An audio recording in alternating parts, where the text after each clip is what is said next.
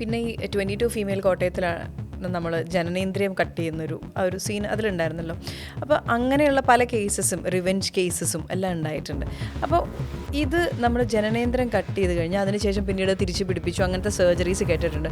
So അതങ്ങനെ പ്രോപ്പറായിട്ട് തിരിച്ച് പിടിപ്പിക്കുക, പിന്നെ അതിൻ്റെ ഫങ്ഷൻ പഴയ പോലെ തന്നെ ആകുമോ? ഒരു അവയവം മുറിയുക, നഷ്ടപ്പെടുക ഒക്കെ വന്നിട്ടുണ്ടെങ്കിൽ അതിനൊരു ഗോൾഡൻ അവർ ഉണ്ടോ ഇത് വെച്ച് പിടിപ്പിക്കാൻ? അങ്ങനെയാണെങ്കിൽ അതൊരു ഹോസ്പിറ്റലിലേക്ക് എത്തിക്കേണ്ട റൈറ്റ് വേ എന്താണ്? പറയുന്നൊരു ഗോൾഡൻ അവർ ഉണ്ട് ആക്ച്വലി. പ്രൊസീജിയറുകൾ ചെയ്യുന്ന ആളാണ്, എനിക്ക് ഡോക്ടറെ അറിയാവുന്നതുകൊണ്ട് അറിയാം. അപ്പോൾ ഞാൻ ചോദിക്കട്ടെ, ഒരു പ്ലാസ്റ്റിക് സർജനെ ചൂസ് ചെയ്യുമ്പോൾ അതെങ്ങനെയാണ് ഒരു സാധാരണക്കാരന് മനസ്സിലാവുക? ഇയാളുടെ ഏജ് വെച്ച് അല്ലെങ്കിൽ ഒരു ഡോക്ടറെ എങ്ങനെ അളക്കാൻ പറ്റും? അത് വളരെ നല്ല ക്വസ്റ്റ്യൻ. ഇതെനിക്ക് വളരെ ഇഷ്ടമായി ഈ question. Actually speaking, beauty lies in the eyes of the beholder എന്ന് പറയാറുണ്ട്. But I believe I have to feel beautiful. എൻ്റെ ഉള്ളിൽ നിന്ന് എനിക്ക് തോന്നണം കൊള്ളാമെന്ന്. ഇന്ന് റീനു, എനിക്കൊപ്പമുള്ളത് ഡോക്ടർ സാനിയാണ്. ഇങ്ങനെ ഒരുപാട് പേരുടെ സൗന്ദര്യ സങ്കല്പങ്ങളെ മാറ്റിമറിക്കുന്ന അല്ലെങ്കിൽ അവരാഗ്രഹിക്കുന്ന രീതിയിലേക്ക് ആക്കുന്ന ഒരു ഡോക്ടറാണ്, പ്ലാസ്റ്റിക് സർജനാണ്. Doctor welcome. Thank you Nanu. Doctor beauty lies in the eyes of the beholder എന്ന് പറയുമെങ്കിലും ഡോക്ടറുടെ അടുത്തേക്ക് ആളുകൾ വരുന്നത് I want to look different, I want to feel good എന്ന് പറഞ്ഞൊരു കാര്യമായിട്ടല്ലേ. ഇങ്ങനെ ഒരുപാട് ആളുകൾ ഇപ്പോൾ ആഗ്രഹിക്കുന്നുണ്ട്. ഈ സോഷ്യൽ മീഡിയ എല്ലാം വന്നതോടുകൂടി അവർക്ക് അവരുടെ ലുക്സിൽ മാറ്റം ആഗ്രഹിക്കുന്നു, മറ്റേ പോലെ ആവാൻ ആഗ്രഹിക്കുന്നു. അതെല്ലാം അതുകൊണ്ട് തന്നെയായിരിക്കണം കൂണ് പോലെ ഒരുപാട് സെൻറ്ററുകൾ പൊട്ടിമുളച്ചിട്ടുണ്ട് നമുക്ക് ചുറ്റും. എൻ്റെ ആദ്യത്തെ സംശയം തന്നെ, ഒരു പ്ലാസ്റ്റിക് സർജൻ ഒത്തൻറ്റിക് ആണോ അല്ലയോ? ഈ പ്രൊസീജിയറുകൾ ചെയ്യാൻ അയാൾക്ക് അതിനുള്ള ഇതുണ്ടോ എന്നൊക്കെ നമ്മൾ എങ്ങനെ അറിയാം? പ്ലാസ്റ്റിക് സർജറി എന്ന് പറയുന്നത് നമ്മൾ ഫസ്റ്റ് MBBS ഒരു 6 വർഷത്തോളം 5.5-6 വർഷത്തോളം നമ്മൾ MBBS പഠിക്കും. MBBS പഠിച്ചതിന് ശേഷം ഐദർ നമ്മൾ MS ജനറൽ സർജറി എന്ന് പറഞ്ഞ സ്പെഷ്യാലിറ്റി 3 വർഷം മെഡിക്കൽ കോളേജിലോ അല്ലെങ്കിൽ DNB ജനറൽ സർജറി എന്ന് പറഞ്ഞിട്ട് സെയിം ജനറൽ സർജറി തന്നെ നമ്മൾ ഏതെങ്കിലും ഇൻസ്റ്റിറ്റ്യൂട്ടിലോ പഠിക്കും. ഇത് കഴിഞ്ഞിട്ട് നമ്മൾ സൂപ്പർ സ്പെഷ്യലൈസേഷൻ ചെയ്യുന്നതാണ് പ്ലാസ്റ്റിക് സർജറി എന്ന് പറയുന്ന ഒരു സൂപ്പർ സ്പെഷ്യാലിറ്റി സബ്ജക്റ്റാണ്. അതല്ലെങ്കിൽ ഞാൻ പഠിച്ചതെന്ന് പറയുന്നത് MBBS കഴിഞ്ഞിട്ട് ഞാൻ 6 വർഷം പ്ലാസ്റ്റിക് സർജറി തന്നെ പഠിച്ചതാണ്. അപ്പം ഇത്രയും വർഷം നമ്മൾ പഠിച്ചിട്ട് നമുക്ക് എന്താ പറയുന്നത്, നമ്മുടെ മെഡിക്കൽ കൗൺസിൽ, നാഷണലി നമുക്ക് മെഡിക്കൽ കൗൺസിൽ ഉണ്ടാകും, അല്ലെങ്കിൽ നമുക്ക് സ്റ്റേറ്റിൻ്റെ രജിസ്ട്രേഷൻ, അങ്ങനെ ഒതൻറ്റിക് ആയിട്ടുള്ള ഡിഗ്രീസ് നമുക്ക് തരും. അതായത് MBBS MS MCH plastic surgeon, അല്ലെങ്കിൽ MBBS MS DNB plastic surgery, അല്ലെങ്കിൽ MBBS DRNB പ്ലാസ്റ്റിക് സർജറി എന്ന് പറയുന്ന ഈ 3 ഡിഗ്രീസ് നോക്കിയിട്ടാണ്. സത്യം പറഞ്ഞു കഴിഞ്ഞാൽ ഈ പറഞ്ഞ പോലെ കൂണുപോലെ ഒരുപാട് സെൻറ്റേഴ്സ് മുളയ്ക്കുന്നത് കാരണം എല്ലാവർക്കും നമുക്കത് പറഞ്ഞു കൊടുക്കാൻ പറ്റാറില്ല. ഇപ്പം ഇങ്ങനെ ഒരു സർജിക്കൽ പ്രൊസീജിയർ അല്ലെങ്കിൽ നമ്മുടെ ഫേസിൽ അല്ലെങ്കിൽ ബോഡിയിൽ എന്തെങ്കിലും ചെയ്യണമെന്ന് ആഗ്രഹം ഉണ്ടെങ്കിൽ നമ്മൾ ചെയ്യാൻ പോകുന്ന ഡോക്ടറിൻ്റെ ക്രെഡൻഷ്യൽസ് ചെക്ക് ചെയ്ത് കൺഫേം ആക്കിയിട്ട് ചെയ്യുന്നതാണ് ഒരു സേഫ്റ്റി. അല്ലെങ്കിൽ ഈ പറയുന്ന കണക്ക് പല പ്രശ്നങ്ങളും കോംപ്ലിക്കേഷൻസും കാര്യങ്ങളും ഒക്കെ എളുപ്പം ഉണ്ടാവാൻ പറ്റാവുന്ന ഒരു കാര്യമാണ്. ഇപ്പം റീസെൻ്റ്ലി ഈ പ്ലാസ്റ്റിക് സർജറി തന്നെ ചർച്ചയിലേക്ക് വന്നൊരു സംഭവം ഉണ്ടായിരുന്നു. അതായത് ഒരു കുട്ടി വയറിൻ്റെ കൊഴുപ്പ് മാറ്റാൻ വേണ്ടിയിട്ടുള്ള സർജറി ചെയ്യുന്നു, പ്ലാസ്റ്റിക് സർജറി. അതെല്ലാം കഴിഞ്ഞിട്ട് കൈ മുറിച്ച് മാറ്റേണ്ട വന്നു, വിരലുകൾ മുറിച്ച് മാറ്റേണ്ട വരും, അങ്ങനെ എന്തൊക്കെയോ ഒരു കോംപ്ലിക്കേഷൻ. അതിന് ശേഷം സെൻറ്റർ അങ്ങനെയായിരുന്നു ഇങ്ങനെയായിരുന്നു കുറേ വാർത്തകൾ വരുന്നുണ്ട്. എൻ്റെ ചോദ്യം, ഈ സെൻറ്റർ എന്ന് പറയുമ്പോൾ ഇപ്പോൾ പല സെൻറ്ററുകളിൽ പോകാമോ, അതോ ഈ ഹോസ്പിറ്റൽസിൽ തന്നെ പോയി ചെയ്യണമോ? അതിൻ്റെ പ്രത്യേകത, വ്യത്യാസങ്ങൾ എന്താണ്? ഇപ്പോൾ ഒരു plastic surgeon most of the time ഒരു പ്ലാസ്റ്റിക് സർജൻ ഏതെങ്കിലും ഒരു ഹോസ്പിറ്റലിൽ തന്നെ ആയിരിക്കും. അപ്പോൾ ഒരു ഹോസ്പിറ്റൽ എന്ന് പറയുമ്പോൾ അവിടെ എല്ലാ തരം ഫെസിലിറ്റീസും ഉള്ള ഹോസ്പിറ്റലായിരിക്കും.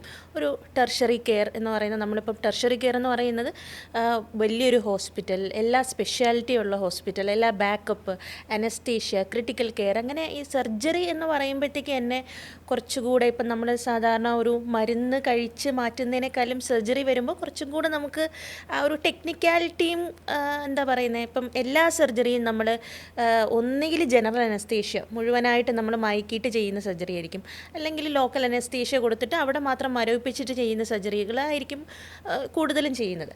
അപ്പോൾ നമുക്ക് ഈ പറയുന്ന അനസ്തേഷ്യ എടുക്കുമ്പോഴത്തേക്കോ അല്ലെങ്കിൽ എന്തെങ്കിലും കാരണം കൊണ്ട് പല രോഗികളും ഓരോ ഹ്യൂമൻ ബോഡിയും ഡിഫറെൻ്റാണ്.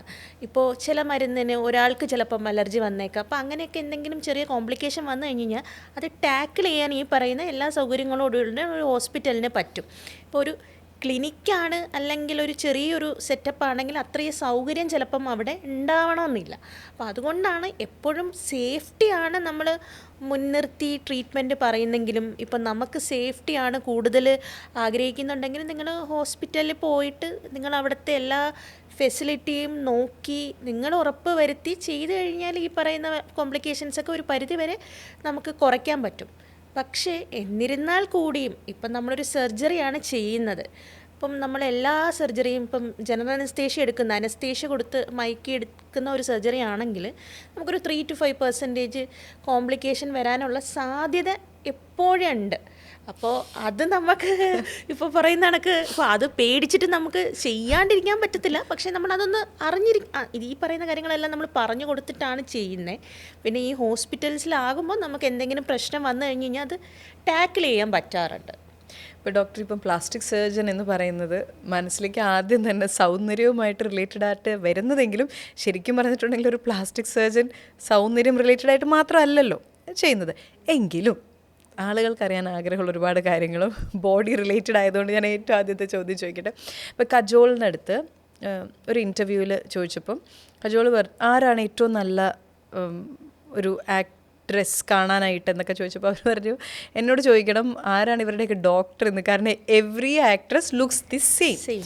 അപ്പോൾ എൻ്റെ ചോദ്യം ഇതാണ്, ഇപ്പം എൻ്റെ ഈ ശരീരം എനിക്കിഷ്ടമുള്ള ഫിഗറിലേക്ക് ആക്കാൻ ഒരു പ്ലാസ്റ്റിക് സർജനെ കൊണ്ട് പറ്റുമോ? അത് പറ്റും ആക്ച്വലി.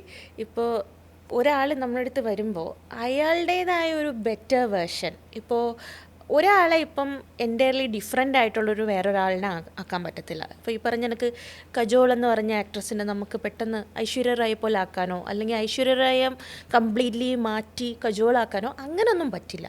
പക്ഷേ ഇപ്പം കജോൾ വരുന്നതിൻ്റെ കജോളിൻ്റേതായ ബെറ്റർ വേർഷൻ ഉണ്ടാവും. ഇപ്പോൾ ചിലപ്പം ആളിൻ്റെ മൂക്കിൻ്റെ ഒരു shape compared to her lips.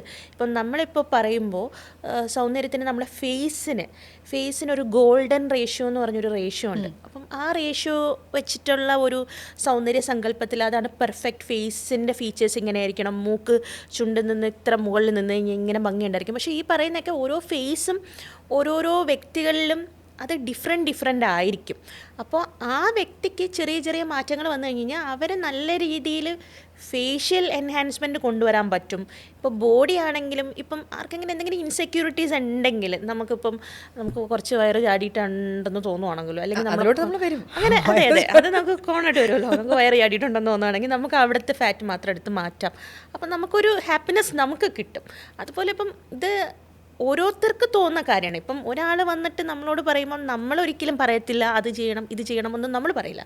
അവർ മനസ്സിലാക്കി വരും. ഇപ്പം എൻ്റെ കൈക്ക് കുറച്ച് വണ്ണം കൂടുതലുണ്ട്, അതൊന്ന് കുറയ്ക്കണം എന്ന് പറഞ്ഞു കഴിഞ്ഞാൽ കുറയ്ക്കാൻ പറ്റും. കാലിന് വണ്ണം കൂട്ടണം എന്ന് പറഞ്ഞു കഴിഞ്ഞാൽ നമുക്ക് വേണമെങ്കിൽ കൂട്ടാൻ പറ്റും. അങ്ങനെ പല ഓൾട്ടറേഷൻസും നമുക്ക് ചെയ്ത് അവരെ ബെറ്റർ ആക്കി കൊടുക്കാൻ പറ്റാറുണ്ട്. അപ്പം ഈ 36-24-36 നമ്മളൊരു മോഡൽ ഫിഗർ, ഒരു സ്ത്രീയുടെ ഏറ്റവും ഉഗ്രനായിട്ടുള്ള ഒരു ഫിഗർ എന്ന് പറയുന്ന ഒരു ഇതാണല്ലോ. അപ്പോൾ if I want to be 36-24-36 എനിക്ക് ഡോക്ടറെ അടുത്ത് വന്നിട്ട് ഡോക്ടർ എന്നെ ഇങ്ങനെ ആക്കി തരാൻ പറഞ്ഞാൽ പറ്റും? യെസ് പറ്റും. അബ്സല്യൂട്ട്ലി 100% അങ്ങനെ ആക്കാൻ പറ്റും. അപ്പോൾ അതുകൊണ്ടാണ് നമ്മൾ ഈ പല സെലിബ്രിറ്റീസിനെ കണ്ടു കഴിയുമ്പോൾ കുറച്ച് കൊല്ലം മുന്നേ കണ്ടുപോലെയല്ലോ സെലിബ്രിറ്റീസ് ഇപ്പം അവർ ആ ഒരു ഫീൽഡിലായതുകൊണ്ട് അവരങ്ങനെയുള്ള എൻഹാൻസ്മെൻറ്റ്സ് കോമൺ ആയിട്ട് ചെയ്യാറുണ്ട്. പക്ഷേ സാധാരണക്കാർ വിചാരിക്കുന്ന എനിക്ക് സെലിബ്രിറ്റീസ് മാത്രമല്ല അത് ചെയ്യാറുള്ളത്. ഇപ്പം പണ്ടൊക്കെ ആയിരുന്നു അങ്ങനെ, പക്ഷേ ഇപ്പോൾ എല്ലാവരും ചെയ്യാറുണ്ട്. ഇപ്പം നമ്മൾ പറഞ്ഞ പോലെ ഈ സോഷ്യൽ മീഡിയയും എല്ലാവരുടെ കയ്യിലും മൊബൈലുണ്ട്, എല്ലാവരും ഇൻസ്റ്റഗ്രാമും എല്ലാം കാണാറുണ്ട്. അപ്പം ആ ഒരു സൗന്ദര്യ സങ്കല്പങ്ങൾ കൂടുതലാണ്. പറഞ്ഞാൽ അവർക്ക് എന്താ പറയുക പ്ലാസ്റ്റിക് സർജൻസ് കൂടി വരുന്നുണ്ട്. അപ്പം അപ്രോച്ച് ചെയ്യാനുള്ള സ്ഥലങ്ങൾ കൂടി വരുന്നുണ്ട്. അപ്പം ഇങ്ങനെയുള്ള ചെയ്യുന്ന ആൾക്കാർ സാധാരണക്കാരും ഇപ്പോൾ ചെയ്യാറുണ്ട്. കോമൺ ആയിട്ട് ഇങ്ങനെയുള്ള പ്രൊസീജിയേഴ്സ് ചെയ്യാറുണ്ട്. അങ്ങനെയാണെങ്കിൽ ആ പ്രൊസീജിയറുകളിലൂടെ നമുക്ക് പോവാം. ഇപ്പം മുഖം ഒരാളുടെ വേറൊരു മുഖത്തിലേക്ക് നമ്മൾ സിനിമകളിലൊക്കെ കാണുമല്ലോ, നിക്കോളസ് കേജിന്റെ. അപ്പൊ അങ്ങനെ ഒരാളുടെ മുഖം അയാളൊരു ഫോട്ടോ തന്നു കഴിഞ്ഞാൽ ആ മുഖം പോലെ ആക്കാൻ പറ്റും? ഇല്ല. ആക്ച്വലി ഇത് ചിലർ പറയുമല്ലോ, ഇങ്ങനെ ഒരു ഇരിക്കുന്ന ആൾ ഇങ്ങനെ വന്നിട്ട് പ്രേം നസീറിൻ്റെ ഫോട്ടോ എടുത്ത് തന്നിട്ട് എനിക്ക് ഇതുപോലെ ആവണം എന്നൊക്കെ പറയാറുണ്ട്. പക്ഷെ അങ്ങനൊന്നും പറ്റാറില്ല. കംപ്ലീറ്റ്ലി ഇപ്പം എൻ്റർലി ഡിഫറെൻ്റ് ആക്കി മാറ്റാറില്ല. പക്ഷെ നല്ലപോലെ നമുക്ക് ഏജ് കുറച്ച് കൊടുക്കാൻ പറ്റാറുണ്ട്. ഇപ്പം മെയിനായിട്ട് നമ്മൾ ഈ മുഖം ഫേസ് ട്രാൻസ്പ്ലാന്റ് അല്ല ഞാൻ പറയുന്നത്, അത് റീകൺസ്ട്രക്റ്റീവ് പ്രൊസീജിയർ എന്ന് പറഞ്ഞാൽ ഇപ്പോൾ എന്തെങ്കിലും അപകടം പറ്റുവാണെങ്കിലോ, ആക്ച്വലി വേൾഡിൽ തന്നെ ഫസ്റ്റ് ഒരു ഫേസ് ട്രാൻസ്പ്ലാന്റ് നടന്നിട്ടുണ്ട്. ഒരു പട്ടിയല്ല, ഒരു ചിമ്പാൻസി അല്ലേ, എന്തോ ഒരു ചിമ്പാൻസി എന്തോ ഒരു കുട്ടീനെ അറ്റാക്ക് ചെയ്തിട്ട് ഫേസ് ഫുൾ ഡിസ്ട്രക്റ്റ് ആയി പോയിട്ട് വേറൊരാളുടെ ഫേസ് ട്രാൻസ്പ്ലാന്റ് ചെയ്ത് കൊടുത്തിട്ടുണ്ട്. അങ്ങനെയാണെങ്കിൽ നമുക്ക് ഫേസ് എടുത്ത് ട്രാൻസ്പ്ലാന്റ് ചെയ്യാം, ഓർഗൻ ട്രാൻസ്പ്ലാന്റ് പോലെ. അല്ലാതെ നമ്മളടുത്ത് കോമൺ ആയിട്ട് വരുന്ന ആൾക്കാരെന്ന് പറഞ്ഞാൽ ഏജിങ് സൈൻസ് കുറയ്ക്കാനായിട്ട്, ഇപ്പം 50 വയസ്സുള്ള ഒരാൾ വന്നിട്ട് അയാൾക്ക് ഇപ്പോൾ ഫേസ് ചേഞ്ച് ചെയ്യണം അല്ലെങ്കിൽ എൻഹാൻസ് ചെയ്യണമെന്ന് പറയുമ്പോൾ നമ്മളിങ്ങനെ ചെറിയ പ്രൊസീജിയേഴ്സ് ചെയ്തിട്ട് അയാൾക്കൊരു 40 ഇയേഴ്സ് ആയിട്ട് കുറയ്ക്കാൻ പറ്റിക്കഴിഞ്ഞാൽ he or she will be very happy. അപ്പം അങ്ങനെയുള്ള ചേഞ്ചസ് നമുക്ക് ഡെഫിനറ്റ്ലി ചെയ്തു കൊടുക്കാൻ പറ്റും ഫേസിന്. പക്ഷെ ഇപ്പം ഞാൻ വന്നിട്ട് എനിക്ക് ഡോക്ടറുടെ ഫേസ് പോലെ ആക്കണം എന്ന് പറഞ്ഞാൽ പറ്റില്ല. അങ്ങനെ പറ്റില്ല, അങ്ങനെ പറ്റില്ല. അത് സിനിമകളിൽ മാത്രമല്ല. പിന്നെ വേറൊരു കാര്യമുണ്ട്, ഇപ്പം ഈ പറഞ്ഞ പോലെ എല്ലാ ആക്ട്രസസും ഒരുപോലെ ഇരിക്കുന്നു എന്ന് പറയത്തില്ലേ. അതിൻ്റെ റീസൺ ബീങ് എന്ന് പറയുമ്പോൾ എല്ലാവർക്കും ഇങ്ങനെ ചിന്ന് ഓഗ്മെൻറ്റേഷൻ, അതൊരു സൗന്ദര്യം കൂടുതലാണെന്നുള്ളത് വെച്ചിട്ട് ചിന്ന് ഓഗ്മെൻറ്റേഷൻ ചെയ്യും, ഫില്ലേഴ്സ്, നോസ്. അപ്പം കുറച്ചൊരു ഐഡൻറ്റിക്കൽ, കുറച്ചൊരു സിമിലാരിറ്റി വരും. നമ്മൾ ഈ ഗോൾഡൻ റേഷ്യോയിലോട്ട് നമ്മൾ ഫേസ് ഇങ്ങനെ ഫില്ലേഴ്സ് അല്ലെങ്കിൽ ബോട്ടോക്സ് അങ്ങനെയുള്ള ചെറിയ ചെറിയ കാര്യങ്ങൾ വെച്ച് ചെയ്യുമ്പോൾ ആ ഒരു സിമിലാരിറ്റി വരും ആക്ട്രസസ് നമുക്ക് നോക്കുമ്പോഴത്തേക്ക്. ഇപ്പം സമാന്ത അല്ലെങ്കിൽ നമ്മളെ ആരാ മറ്റേ സംയുക്ത വർമ്മ, ഇവരൊക്കെ ഏകദേശം സംയുക്ത മേനോൻ സോറി. അപ്പം അവരൊരുപോലെ ഇരിക്കുന്ന ഈ ഒരു കാര്യം കൊണ്ടാണ് അങ്ങനെ ഒരു സിമിലാരിറ്റി തോന്നുന്നത്. പിന്നെ ഞാൻ റീസെൻ്റ്ലി കേട്ടതാണ്, ഇപ്പം ഒരു ആക്ട്രസിൻ്റെ, സോ അവരുടെ body figure was very different. കാരണം ഞാൻ അവരെ നേരത്തെയും കണ്ടിട്ടുള്ള ഒരാളാണ്. അപ്പം റീസെൻ്റ്ലി ഞാൻ ഇവരെ കാണുന്ന സമയത്ത് ഇവർ നല്ല തടിച്ചിരുന്ന ഒരു ആക്ട്രസ് ആയിരുന്നു. ഭയങ്കര സൈഡൊക്കെ ഭയങ്കര ഷേപ്പായിട്ട് നല്ല ഭംഗിയായിട്ടിരിക്കുകയാണ്. അപ്പോൾ എന്നോട് പറഞ്ഞു ഹിബോണിൻ്റെ സൈഡിൽ നിന്ന് വരെ ചെത്തിക്കളഞ്ഞിട്ട് അങ്ങനെ ഷേപ്പ് ഉണ്ടാക്കാൻ പറ്റും. അങ്ങനെയൊക്കെയാണോ? അങ്ങനെയുണ്ടോ? അങ്ങനെ ഉണ്ട്, അങ്ങനെയൊക്കെ ചെയ്യാം. ഇപ്പോൾ ഒരു എക്സ്ട്രീം ഫോംസ് ഓഫ് ട്രാൻസ്ഫോർമേഷൻ ചിലർ ഡിമാൻഡ് ചെയ്യും സെലിബ്രിറ്റീസ്. ഇപ്പോൾ ഹിബോൺ അല്ല, ഇങ്ങനെ ഇപ്പം ഈ 24 എന്ന് പറയുന്നൊരു ഫിഗർ നമുക്ക് മിഡ് റീജിയനിൽ വരണമെങ്കിൽ നമ്മൾ അത്രയും ചെറുതാക്കണമല്ലോ ബോഡി. അപ്പോൾ അത്രയും എക്സ്ട്രീംസ് ഓഫ് ട്രാൻസ്ഫോർമേഷൻസ് ഉണ്ട്. പക്ഷേ മോസ്റ്റ് ഓഫ് ദ ടൈം അത്രയും ഒരു എക്സ്ട്രീംസ് ഓഫ് ട്രാൻസ്ഫോർമേഷൻ അത്ര സേഫ് അല്ല. ഇപ്പോൾ നമ്മൾ തന്നെ ഇപ്പോൾ പേഷ്യൻസ് വരുമ്പോൾ പല ഡിമാൻഡ്സും ചിലർ ചെയ്യാറുണ്ട്. പക്ഷേ എല്ലാമൊന്നും നമ്മളങ്ങനെ സമ്മതിച്ചു കൊടുക്കാൻ പാടില്ല. കാരണം we should be knowing when to say no also. കാരണം ഈ ഒരു എക്സ്ട്രീംസ് ഓഫ് ട്രാൻസ്ഫോർമേഷൻ ചെയ്യണോ എന്ന് പറഞ്ഞ് ചെയ്യുമ്പോഴായിരിക്കും ഈ കോംപ്ലിക്കേഷൻസിൻ്റെതും മറ്റു പ്രശ്നങ്ങളും ഒക്കെ വരാൻ പോകുന്നത്. അപ്പം അങ്ങനെ ഒരു എന്താ പറയുന്ന ഒരു എത്തിക്കൽ പ്രാക്ടീസും കൂടെ ഇതിൻ്റെ കൂടെ കൊണ്ടുപോകാൻ നോക്കണം. ഇപ്പം പേഷ്യൻസ് ഇപ്പോൾ അവരുടെ ചിലപ്പം അൺറിയലിസ്റ്റിക് ആയിട്ടുള്ള എക്സ്പെക്റ്റേഷൻസ് ആയിരിക്കും കൊണ്ടുവരുന്നത്. ഇങ്ങനെ കംപ്ലീറ്റ്ലി മാറണം അല്ലെങ്കിൽ ഇത്രയും മാറണം എന്നൊക്കെ പറഞ്ഞ് വരും. പക്ഷേ എല്ലാവർക്കും അങ്ങനെ ചെയ്തു കൊടുക്കാൻ പറ്റാറില്ല എന്നുള്ളതാണ് വേറൊരു സത്യം. ഫേസ് ലിഫ്റ്റ് എന്ന് പറയുമ്പോൾ ശരിക്കും എന്താ? ഫേസ് ലിഫ്റ്റ് എന്ന് പറയുന്നത് നമ്മൾ പ്രായം കൂടുന്തോറും നമുക്കൊരു 50 വയസ്സ് അല്ലെങ്കിൽ 40 വയസ്സാകുമ്പോൾ നമ്മളെ ഫേസ് താഴോട്ട് തൂങ്ങും.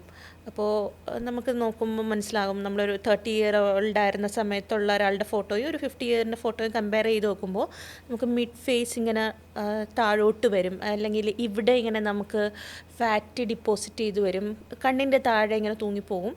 അപ്പം ഇതെല്ലാം നമുക്ക് പല പല രീതിയിൽ നമുക്ക് അഡ്രസ്സ് ചെയ്തിട്ട് ലിഫ്റ്റ് ചെയ്യാൻ പറ്റും. അപ്പം ഈ പർട്ടിക്കുലർ പേഴ്സണിന് നല്ലപോലെ ഒരു ഏജ് കുറഞ്ഞ് കിട്ടും. ഇപ്പം 50 വയസ്സുള്ള ആൾ നേരെ ഒരു 40s അല്ലെങ്കിൽ ഈവൻ ലെസ് ദാൻ ദാറ്റ് ആയിട്ട് നമുക്ക് ഇങ്ങനെ ചെയ്തു കൊടുക്കാൻ പറ്റാറുണ്ട്. ഈ ഫേസ് ലിഫ്റ്റ് ചെയ്യുന്ന സമയത്ത് കഴുത്തിനും പ്രായമാവുമല്ലോ, അതിന്റെ കൂടെ നമുക്ക് നെക്ക് ലിഫ്റ്റും ചെയ്യണം. അല്ലെങ്കിൽ നമ്മുടെ ഫേസ് മാത്രം യങ്ങായിട്ടിരിക്കും, കഴുത്ത് അങ്ങനെ ഇരുന്ന് കഴിഞ്ഞാൽ ഇതിലേക്ക് വരാറുണ്ടെന്ന്. ഇനി സ്ത്രീകളിലേക്ക് വന്നു കഴിയുമ്പോൾ ഏറ്റവും കോമൺ ആയിട്ട് ഞാനിപ്പോൾ കേട്ടൊരു കാര്യമാണ് ഇപ്പോൾ ബ്രസ്റ്റ് റിഡക്ഷൻ അല്ലെങ്കിൽ ബ്രസ്റ്റ് വലുതാക്കൽ. ഇതിന് രണ്ടിന് വേണ്ടിയിട്ടും ഡോക്ടറുടെ അടുത്തേക്ക് ഒരുപാട് പേഷ്യൻസ് വരാറുണ്ടോ? അത് എത്രത്തോളം കോംപ്ലിക്കേറ്റഡ് ആയിട്ടുള്ള ഒരു പ്രൊസീജിയറാണ്? എത്ര നേരം എടുക്കും? വേദന എടുക്കുമോ? So tell me everything about it. ഇപ്പോൾ ബ്രസ്റ്റ് ഓഗ്മെൻറ്റേഷനെ പറ്റി ആദ്യം പറയാം. ബ്രസ്റ്റ് ഓഗ്മെൻറ്റേഷൻ വളരെ കോമൺ ആയിട്ട് ഇപ്പം എല്ലാവരും ചെയ്യുന്ന ഒരു കാര്യമാണ്. May be because of popularity തന്നെ ആയിരിക്കും, പിന്നെ അവൈലബിലിറ്റി ഓഫ് പ്ലാസ്റ്റിക് സർജൻസും. ഇപ്പോൾ പലർക്കും ഇപ്പോൾ എന്താ പറയുന്നത്, അവർ ബ്രസ്റ്റിന് സൈസ് ഇല്ല എന്ന് പറഞ്ഞിട്ട് ഒരു കോൺഫിഡൻസ് കുറവുള്ള ഒരുപാട് ആൾക്കാരുണ്ട്. അത് കോമൺ ആയിട്ട് നമ്മളടുത്ത് വരാറുണ്ട്. കമ്മിങ് ടു പ്രൊസീജിയർ പറയുവാണെങ്കിൽ ബ്രസ്റ്റ് ഓഗ്മെൻറ്റേഷൻ വളരെ ഒരു റിലേറ്റീവ്ലി പെയിൻലെസ് സിമ്പിൾ പ്രൊസീജിയറാണ് ബ്രസ്റ്റ് ഓഗ്മെൻറ്റേഷൻ. ഒൺലി തിങ് എന്ന് പറയുന്നത് ഇപ്പോൾ ഈ ഇപ്പം ബ്രസ്റ്റ് ഓഗ്മെൻറ്റേഷൻ നമുക്ക് 2 രീതിയിൽ ചെയ്യാം. ഐദർ ഇംപ്ലാന്റ് അല്ലെങ്കിൽ ഫാറ്റ് ട്രാൻസ്ഫർ. ഇപ്പം ഇംപ്ലാന്റ് എന്ന് പറയുമ്പോൾ നമ്മൾക്ക് എല്ലാവർക്കും അറിയാവുന്ന പോലെ സിലിക്കോൺ ഇംപ്ലാന്റ്. അപ്പം ഇംപ്ലാന്റ് ആകുമ്പോൾ നമ്മളതിൻ്റെ സൈസിൻ്റെ മെഷർമെൻറ്റും കാര്യങ്ങളും പേഷ്യൻറ്റുമായിട്ടുള്ള ഡിസ്കഷനും അവരുടെ എക്സ്പെക്റ്റേഷനും ആ ഒരു കാര്യം കൃത്യമായിട്ട് പ്ലാസ്റ്റിക് സർജനുമായിട്ട് കമ്മ്യൂണിക്കേഷൻ എന്ന് പറഞ്ഞൊരു കാര്യമുണ്ടല്ലോ. അപ്പോൾ അത് കമ്മ്യൂണിക്കേറ്റ് ചെയ്ത് ഡിസൈഡ് ചെയ്ത് ചെയ്യുവാണെങ്കിൽ അത് വളരെ സിമ്പിളായിട്ടും പെയിൻലെസ് ആയിട്ടുള്ളൊരു പ്രൊസീജിയറാണ് ബ്രസ്റ്റ് ഓഗ്മെൻറ്റേഷൻ. പിന്നെ ബ്രസ്റ്റ് റിഡക്ഷൻ പറയുമ്പോൾ കൂടുതലും ഇത് കുട്ടികൾ, അതായത് ടീനേജേഴ്സ് ഉണ്ടല്ലോ. ഇപ്പോൾ ടീനേജേഴ്സായ കുട്ടികൾക്ക് ഭയങ്കരമായിട്ട് അവർക്ക് എന്താ പ്രായത്തിൽ ഈ സർജറി ചെയ്യാം. കാരണം ടീനേജേഴ്സ് എന്ന് പറയുമ്പോൾ അവർ neither they're kids nor they're adults എന്ന് പറയുന്ന ഒരു ഏജ് ഗ്രൂപ്പാണല്ലോ.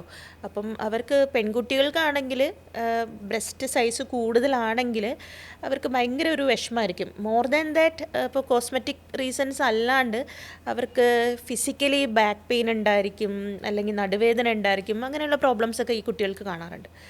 അപ്പോൾ അവർ ഭയങ്കര ഡള്ളായിരിക്കും, ഭയങ്കര ഈവൻ ഡിപ്രഷനിൽ പോകുന്ന കുട്ടികൾ വരെ ഉണ്ട്. ഈ ടീനേജേഴ്സ് കുട്ടികൾ ഇത്ര പ്രശ്നമായിട്ട് ഈവൻ ഡിപ്രഷനിൽ പോയിട്ട് സൈക്യാട്രിസ്റ്റിനെ കാണുന്ന കുട്ടികൾ വരെ ഉണ്ട്. അപ്പം അവർക്ക് ഈ പ്രൊസീജിയർ ചെയ്യാറുണ്ട്, ടീനേജേഴ്സിന് ചെയ്യാറുണ്ട്, അല്ലെങ്കിൽ ടീനേജേഴ്സ് അല്ല വലിയ ആൾക്കാർക്കും ചെയ്യാറുണ്ട്.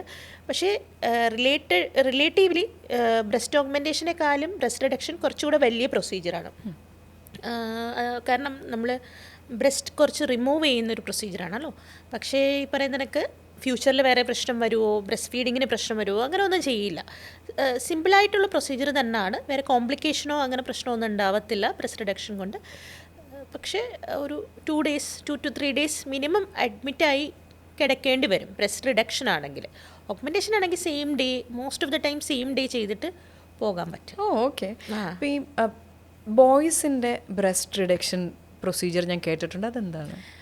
അത് ഈ ആൺകുട്ടികൾക്ക്, അത് ഈ പറയുന്ന പോലെ തന്നെ ടീനേജിലാണ് കൂടുതലായിട്ട് ഇത് കാണുന്നത്. ആൺകുട്ടികൾക്ക് അത് ഗൈനക്കോമാസ്റ്റി എന്നാണ് പറയുന്നത്.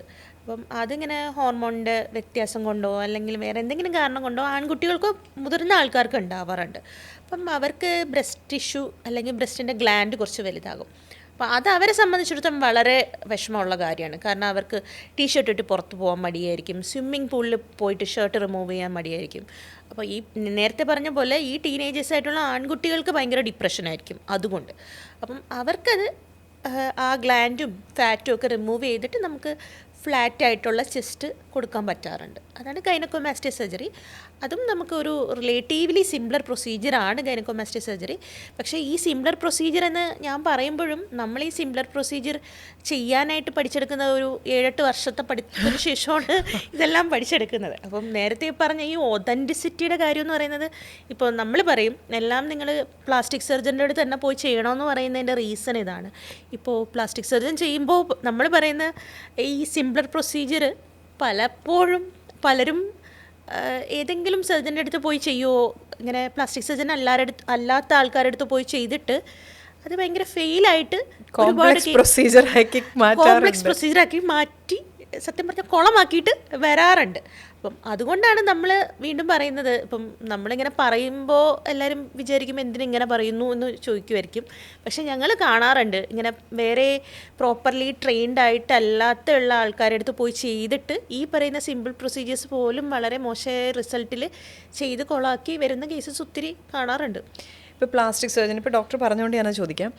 എപ്പോഴും നമ്മളൊരു ഡോക്ടറുടെ അടുത്ത് ചെല്ലുമ്പോൾ എത്ര വർഷത്തെ എക്സ്പീരിയൻസ് ഉണ്ട്, ഈ ഡോക്ടർക്ക് എത്ര പ്രായമുണ്ട്, നമ്മളൊരു 40-50+ ഒക്കെ ആവുമ്പോൾ ഓക്കെ അങ്ങനെയാണെങ്കിൽ പഠിച്ചു തീർന്ന് ഇത്ര വർഷമുണ്ട്, ഇത്ര വർഷം കഴിഞ്ഞ് ഇത്ര കാലമായി നമ്മൾ മനസ്സിലൊരു കണക്ക് കൂട്ടും. ഇപ്പോൾ ഡോക്ടർ ഇത്രയും വർഷം പഠിച്ചു എന്ന് ഡോക്ടർ പറഞ്ഞപ്പോഴാണ് എനിക്ക് മനസ്സിലായി ഡോക്ടർ പ്രൊസീജിയറുകൾ ചെയ്യുന്ന ആളാണ്. എനിക്ക് ഡോക്ടറെ അറിയാവുന്നതുകൊണ്ട് അറിയാം. അപ്പോൾ ഞാൻ ചോദിക്കട്ടെ, ഒരു പ്ലാസ്റ്റിക് സർജനെ ചൂസ് ചെയ്യുമ്പോൾ അതെങ്ങനെയാണ് ഒരു സാധാരണക്കാരന് മനസ്സിലാവുക? ഇയാളുടെ ഏജ് വെച്ച് അല്ലെങ്കിൽ ഒരു ഡോക്ടറെ എങ്ങനെ അളക്കാൻ പറ്റും? അത് വളരെ നല്ല ക്വസ്റ്റ്യൻ. ഇതെനിക്ക് വളരെ ഇഷ്ടമായി ഈ ക്വസ്റ്റ്യൻ. ആക്ച്വലി സ്പീക്കിംഗ് എല്ലാവരും വളരെ കോമൺ ആയിട്ട് എല്ലാവർക്കും ഉള്ളതാണ് ഈ എക്സ്പീരിയൻസിൻ്റെ കാര്യം ചോദിച്ചിട്ട്. ഇപ്പോൾ പ്ലാസ്റ്റിക് സർജറി പോലെ ഒരു അഡ്വാൻസ് സ്പെഷ്യാലിറ്റി എന്ന് ഞാൻ പറയാം. ഇപ്പോൾ ഒരു സൂപ്പർ സ്പെഷ്യാലിറ്റി കഴിഞ്ഞ് ഇപ്പോൾ ഞാൻ തന്നെ ആണെങ്കിലും ഈ 6 വർഷം പ്ലാസ്റ്റിക് സർജറി കഴിഞ്ഞ് ഞാൻ 1 വർഷത്തോളം റീകൺസ്ട്രക്റ്റീവിൻ്റെ ഫെലോഷിപ്പ് ചെയ്തു, കോസ്മെറ്റിക്കിൻ്റെ ഫെലോഷിപ്പ് വേറെ ചെയ്തു, വീണ്ടും റീകൺസ്ട്രക്റ്റീവിൻ്റെ ഫെലോഷിപ്പ് ചെയ്തു. ഇങ്ങനെ ഒരുപാട് വർഷം പഠിച്ചിട്ടാണ് നമ്മൾ ഇത് വരുന്നത്. ഇപ്പോൾ ഈ പറയുന്ന എക്സ്പീരിയൻസ് നോക്കുമ്പോൾ പലപ്പോഴും ഒരു പ്രായമായ ഡോക്ടർ ചിലപ്പം ഇത്രത്തോളം ട്രെയിനിങ് എടുത്തിട്ടുണ്ടാവണമെന്നില്ല. ഇപ്പോൾ ഈ ക്രെഡൻഷ്യൽ നോക്കുന്നതിനോടൊപ്പം ഇപ്പം നിങ്ങൾ ചെയ്യാൻ പോകുന്ന ആ പ്രൊസീജിയറിൽ ആ ഡോക്ടറിന് എന്തെങ്കിലും എക്സ്ട്രാ എക്സ്പീരിയൻസ് ഉണ്ടോയെന്ന് ഒന്ന് നോക്കിക്കഴിഞ്ഞ് കഴിഞ്ഞാൽ മനസ്സിലാകും. ഇപ്പം നമ്മളെപ്പോലെ ഇങ്ങനെയുള്ള ഡോക്ടേഴ്സ് ആണെങ്കിൽ നമ്മളെ എല്ലാ ഡിഗ്രീസും കാര്യങ്ങളും എല്ലാം നമ്മൾ വർക്ക് ചെയ്യുന്ന നമ്മുടെ സ്ഥലത്ത് മീൻസ് ഹോസ്പിറ്റലാണെങ്കിലും വെബ്സൈറ്റിലാണെങ്കിലും എല്ലാം നമ്മൾ ഡിസ്പ്ലേ ചെയ്തിട്ടുണ്ടാവും. നമുക്കത് ഡിസ്പ്ലേ ചെയ്യാൻ മടി ഉണ്ടാവത്തില്ല. പിന്നെ ഈ പറയുന്ന നമ്മളെ ഇപ്പോൾ പ്ലാസ്റ്റിക് സർജറി എന്ന് പറയുന്ന കാര്യങ്ങളും എല്ലാം ഈ NMC റെഗുലേറ്റഡ് ആയിട്ട് അല്ലെങ്കിൽ ഓതറൈസ്ഡ് ആയിട്ടുള്ള ഡിഗ്രിയും ടെർമിനോളജിയാണ്. അപ്പം നമ്മൾ നോക്കേണ്ട കാര്യം എന്തെന്ന് വെച്ച് കഴിഞ്ഞാൽ ഇപ്പോൾ ഒരു 50 വയസ്സ് അല്ലെങ്കിൽ 60 വയസ്സ് അല്ലെങ്കിൽ പോട്ടെ എത്ര വയസ്സോ ആയിക്കോട്ടെ, ആ പറയുന്ന ഡോക്ടറിന് ചിലപ്പം ഈ പർട്ടിക്കുലർ പ്രൊസീജിയറിൽ ഇത്രയും എക്സ്പീരിയൻസ് ഉണ്ടാവണമെന്നില്ല. ഇല്ല. ഇപ്പം എൻ്റെ ഒരു കാര്യം പറയുവാണെങ്കിൽ, ഞാനൊരു മൈക്രോ സർജറി എന്ന് പറഞ്ഞ ഒരു വീഡിയോയുടെ ഒരു അവെയർനെസ് ഞാനിങ്ങനെ പറയുന്നുണ്ടായിരുന്നു. അപ്പോൾ ഞാൻ 6 വർഷം ഒരു ഹൈ വോളിയം ഒരു മൈക്രോ സർജറി സെൻറ്ററിൽ പഠിച്ചതിന് ശേഷം ഞാൻ അതിന് ശേഷം പിന്നെയും ഞാൻ ഈ പറഞ്ഞ പോലെ ഒരുപാട് മൈക്രോ സർജറി ട്രെയിനിങ്ങും ഫെലോഷിപ്പൊക്കെ ടാറ്റയിൽ പോയിട്ട് അങ്ങനെയൊക്കെ പഠിച്ചിട്ടുണ്ട് ഒരുപാട് അങ്ങനെ. അപ്പോൾ അതിൻ്റെ താഴെ ഒരു ഡോക്ടർ തന്നെ 50 വയസ്സുള്ള ഒരു MBBS ഡോക്ടർ തന്നെ ഇങ്ങനെ ചോദിച്ചിട്ടുണ്ട്, ഈ ഡോക്ടറിന് എത്ര വർഷത്തെ എക്സ്പീരിയൻസ് ഉണ്ട് ഈ പറയാനെന്ന്. അപ്പം ഞാൻ ഇങ്ങനെ മൈൻഡിൽ ഞാൻ ആലോചിക്കണം, എക്സ്പീരിയൻസ് അല്ല, എനിക്ക് ഇത്ര നമ്പർ ഓഫ് ഇപ്പം 10 വർഷം ഞാനിരുന്നിട്ട് ഒരു കേസ് കണ്ടിട്ട് കാര്യമില്ലല്ലോ. ഞാൻ ആ ഒരു വർഷം 1000 കേസ്, അതാണ് എൻ്റെ എക്സ്പീരിയൻസ്. അപ്പം ഇത് ഇങ്ങനെയുള്ളൊരു കാര്യം നമുക്ക് പറഞ്ഞു കൊടുക്കാൻ പറ്റില്ലല്ലോ, എല്ലാവരോടും പറയാൻ പറ്റത്തില്ല. എസ്പെഷ്യലി എനിക്ക് തോന്നുന്നു ഈ സർജറീസ് വരുമ്പോൾ, എസ്പെഷ്യലി പ്ലാസ്റ്റിക് സർജൻസ് ആയി കഴിയുമ്പോൾ ആളുകൾ പലപ്പോഴും ഒരു പെണ്ണാണല്ലോ അങ്ങനെ വരാറുണ്ടോ? ഉണ്ട്. ആ ഒരു ജെൻഡർ ബയസ് ഒക്കെ നമുക്ക് എല്ലാ സ്ഥലത്തും വരാറുണ്ട്. ഇപ്പോൾ പേഷ്യൻസ് ആണെങ്കിലും ഇപ്പോൾ ഒരു male doctor he may be like younger to us, like ഏജിനാണെങ്കിലും അല്ലെങ്കിൽ എക്സ്പീരിയൻസിലാണെങ്കിലും ബാക്കി പല കാര്യങ്ങളിലാണെങ്കിലും ചിലപ്പം നമ്മൾ ജൂനിയർ ആയിരിക്കാം.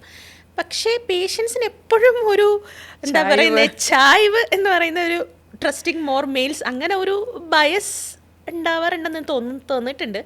പക്ഷേ മോസ്റ്റ് ഓഫ് ദ ടൈം അത് ബിഗിനിങ്ങിലായിരിക്കും. പക്ഷേ പിന്നെ വൺസ് ട്രീറ്റ്മെൻറ്റൊക്കെ മുന്നോട്ട് പോയി കഴിയുമ്പോഴത്തേക്കും നമ്മൾ ആഫ്റ്റർ ഓൾ നമ്മൾ കമ്മ്യൂണിക്കേഷനും പിന്നെ എംപതി എന്ന് പറയുന്ന ഒരു കാര്യമൊക്കെ വരുമ്പോൾ പിന്നെ എല്ലാവർക്കും ആ ഒരു ഡൗട്ട് മാറാറുണ്ട്. പക്ഷേ എന്നോട് പലരും എപ്പോഴും ചോദിക്കാറുണ്ട്, ഇപ്പോൾ എന്താണ് വളരെ ജൂനിയർ ആണോ എന്നൊക്കെയുള്ളൊരു ഇത് തോന്നാറുണ്ട്. ഡോക്ടർ സർജറി മുഖത്ത് ചെയ്തിട്ടില്ലെന്ന് എനിക്ക് സംശയമുണ്ട്. ഡോക്ടറെ കാണുമ്പോൾ ജൂനിയർ ആണ്, കാരണം ഇത്രയും പഠിച്ചിട്ടുണ്ടെങ്കിൽ ഡോക്ടർക്ക് ഇത്രയും പ്രായം ഉണ്ടാവണമെന്ന് ഡോക്ടറെ കണ്ടാൽ ഇങ്ങനെ ഇരിക്കണമെന്ന് മനസ്സിലായിരിക്കും. Plastic power of plastic surgery ആയിരിക്കും. ഇനിയിപ്പം പലപ്പോഴും കുഞ്ഞുണ്ടായി കഴിയുമ്പോഴാണ് സ്ത്രീകളുടെ ശരീരത്തിൽ ഒരുപാട് മാറ്റങ്ങൾ വരുന്നത്. ഈ സാഗി ബ്രസ്റ്റിനെ നമുക്ക് നോർമൽ ഫേമർ ബ്രസ്റ്റ് ആക്കാൻ പറ്റും? അങ്ങനെ പറ്റും. നമുക്ക് ഈ കുഞ്ഞുണ്ടായി കഴിയുമ്പം, എനിക്കും ഇപ്പോൾ മോനുണ്ട്, അപ്പോൾ അതുകൊണ്ട് എനിക്കും പ്രഗ്നൻസി ചേഞ്ചസിൻ്റെ കാര്യങ്ങളൊക്കെ നന്നായിട്ട് അറിയാം. നമ്മളെ എത്രത്തോളം ഇമോഷണലി അല്ലെങ്കിൽ നമ്മളെ ഫുള്ളി ഒരു ചേഞ്ച് ആണല്ലോ നമുക്ക്. മദർഹുഡ് എന്ന് പറയുന്നത് നമ്മൾ പോസിറ്റീവായിട്ട് ഒരുപാട് കാര്യങ്ങൾ നമ്മൾ എംബ്രേസ് ചെയ്യുമെങ്കിലും നമ്മളെ ഒരു ഐഡൻറ്റിറ്റിയും ബോഡിയും ഒക്കെ നല്ലപോലെ മാറിപ്പോവാറുണ്ട്. അപ്പോൾ പല ചേഞ്ചസും പോസ്റ്റ് ഡെലിവറി വരാറുണ്ട്. ഇപ്പോൾ ഈ ബ്രസ്റ്റ് തൂങ്ങിപ്പോകുന്നതിന് നമുക്ക് ബ്രസ്റ്റ് ലിഫ്റ്റ് കൊണ്ട് കറക്റ്റ് ചെയ്യാൻ പറ്റും, വീണ്ടും ഫേമറാക്കി കൊടുക്കാൻ പറ്റും. ഇതിനൊക്കെ ഓപ്ഷൻ ഉണ്ട്. പക്ഷേ ഇത് എത്രത്തോളം പേർക്ക് അറിയാമെന്നോ എത്രത്തോളം പേര് അത് നമ്മളെ നാട്ടിൽ യൂസ് ചെയ്യുന്നുണ്ടോ എന്ന് എനിക്കറിയില്ല. പക്ഷേ എന്നാലും കുറച്ച് ആൾക്കാർ അതൊക്കെ വന്ന് ചോദിച്ച് ചെയ്യാറുണ്ട്. ഈ പറയുന്ന പോലെ ഇപ്പോൾ കോസ്മെറ്റിക് സർജറിയിലൂടെ സ്റ്റിൽ ഇപ്പോഴും നമ്മളെ നാട്ടിലൊരു സ്റ്റിഗ്മയുണ്ട്. ഇപ്പോൾ ചെയ്യുന്ന ആൾക്കാരാണെങ്കിലും ഓപ്പണായി പറയാറില്ല, പിന്നെ ചോദിക്കാൻ മടിയാണ്, അല്ലെങ്കിൽ ഡിസ്കസ് ചെയ്യാൻ മടിയായിട്ടുള്ള ആൾക്കാർ ഇപ്പോഴും ഉണ്ട് ഒരുപാട് പേര്. പിന്നെ ജഡ്ജ് ചെയ്യുന്ന ആൾക്കാരുണ്ട്. ഇപ്പം പ്ലാസ്റ്റിക് സർജറി ചെയ്യണമെന്ന് വീട്ടിൽ പെർമിഷൻ, ഇപ്പം വിമൺ ആണെങ്കിൽ തന്നെ അവർ ഏൺ ചെയ്യുന്നുണ്ട്, അവർ സ്റ്റിൽ അവർക്ക് പെർമിഷൻ വേണം. പക്ഷെ നേരെ മറിച്ച് ഇപ്പം പ്ലാസ്റ്റിക് സർജറി ചെയ്യണമെന്ന് വിചാരിക്കുന്ന ഒരു മെയിലാണെങ്കിൽ അവർ വന്ന് ചെയ്തിട്ടങ്ങ് പോകും. ഫീമെയിൽസിനാണെങ്കിൽ വീണ്ടും അങ്ങനെ ഒരുപാട് സോഷ്യൽ പ്രശ്നങ്ങൾ ഉള്ളതായിട്ട് തോന്നിയിട്ടുണ്ട്. ഇതുപോലെ തന്നെ പ്രസവാനന്തരം ഉണ്ടാകുന്ന പ്രശ്നമാണല്ലോ വയറ്.